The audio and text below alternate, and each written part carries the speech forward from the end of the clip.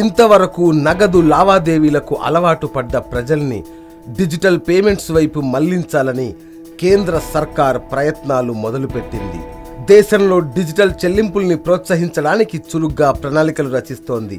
ఇందుకోసం నీతి ఆయోగ్ సంస్థ భారీ ప్రోత్సాహకాలను, అవార్డుల్ని ప్రకటించింది. 2 ఆకర్షణీయ పథకాలు ప్రవేశపెట్టినట్లు నీతి ఆయోగ్ సీఈఓ అమితాబ్ కాంత్ వెల్లడించారు. లక్కీ గ్రాహక్ యోజన, డిజిధన్ వ్యాపారి యోజన అనే 2 కొత్త పథకాలను ప్రకటించారు. ఈ డిజిటల్ చెల్లింపుల ప్రచారం కోసం 340 కోట్ల రూపాయలను కేటాయించినట్లు చెప్పారు. నగదు రహిత లావాదేవీల ప్రోత్సాహకానికి ఈ 2 పథకాలను తీసుకువస్తున్నట్లు అమితాబ్ కాంత్ తెలిపారు.